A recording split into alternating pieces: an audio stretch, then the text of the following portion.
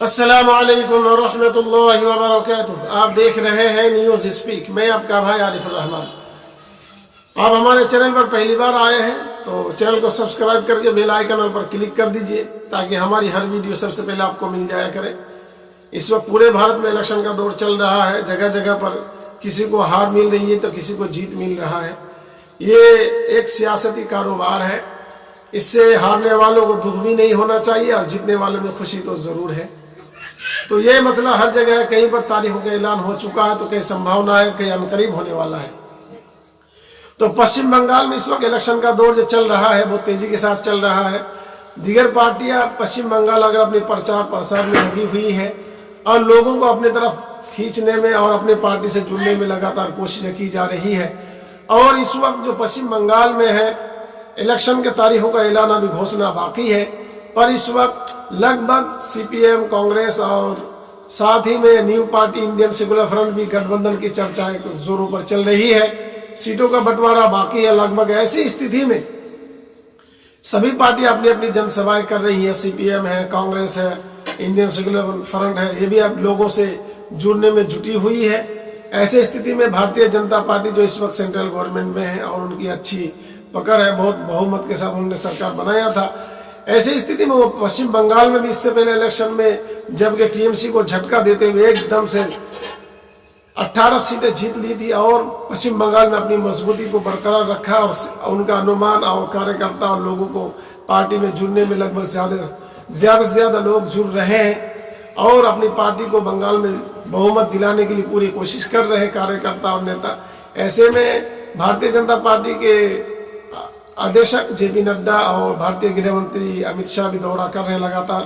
और जब इलेक्शन का तारीख का ऐलान हो सकता है तो प्रधानमंत्री नरेंद्र मोदी बंगाल का दौरा कर सकते हैं। सियासी मसले पर अपना अपना प्लेटफॉर्म बना रहे, सब लोगों को अपनी तरफ जुड़ रहे हैं। ऐसी स्थिति में जहाँ के कोलकाता में पश्चिम बंगाल में जो है इस वक्त जगह जगह पर टीएमसी के सुप्रीमो ममता बनर्जी दीदी इस वक्त जो पश्चिम बंगाल में हुकूमत है टीएमसी की है और जगह जगह पर सम्मेलन कर रही है और पार्टी को मजबूत बनाने में लगी हुई है। जहां पर कुछ लोग हैं पार्टी से बागी तेवर होकर दूसरी पार्टियां ज्वाइन कर रहे हैं। ऐसे में नए लोग भी पार्टी से काफी तादाद में जुड़ रहे हैं। ऐसे स्थिति में लोगों का अलग अलग अपना अपनी राय है, राय दे रहे हैं। कोई किसी से जुड़ रहा है, कोई किसी से बिखर रहा है। तो यह सिलसिला सियासत का बाजार गर्म है इस वक्त लोगों को। ऐसी स्थिति में मेरा ख्याल से लोगों के अंदर एक चीज होनी चाहिए कि सच्चाई का दामन कभी ना छोड़े।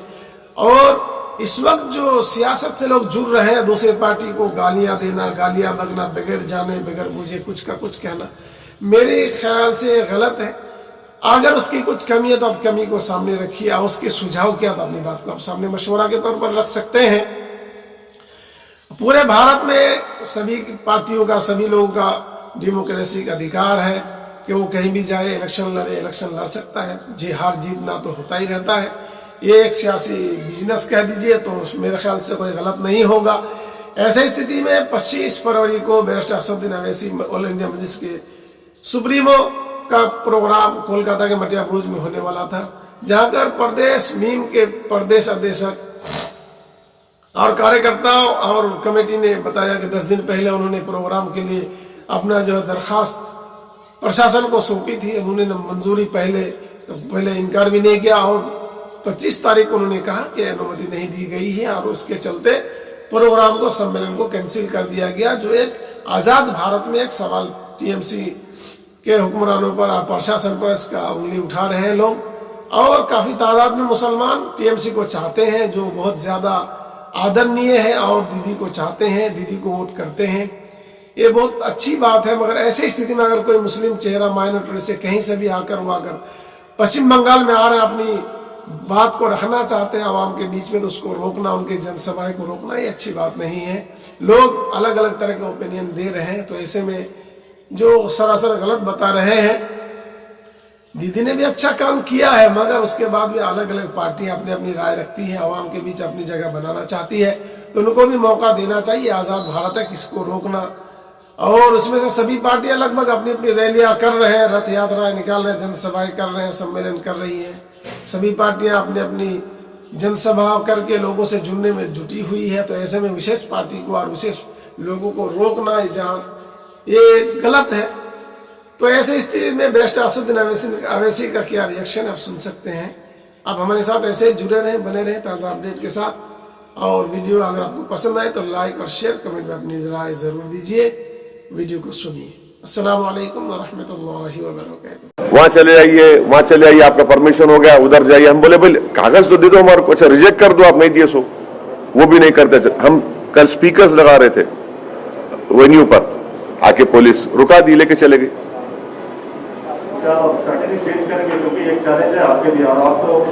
देखिए प्रसाद साहब, जीत हार तो इलेक्शन में लगी भी है।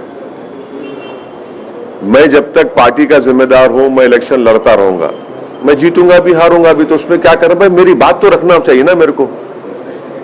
भाई ये हमारा क्वेश्चन ये तमाम ये सेकुलर लिबरल इलीट से है जो बड़ा खुश होते टीएमसी के बातों को। अब जरा मुंह खोलो ना,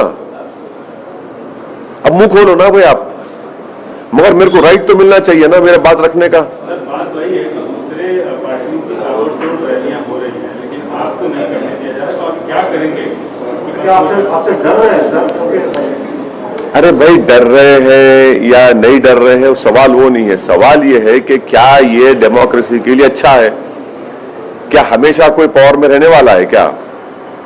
महाराष्ट्र में ऐसे ही कांग्रेस करती थी मेरे को, यूपी में भी अखिलेश यादव ऐसा ही करते थे मेरे को।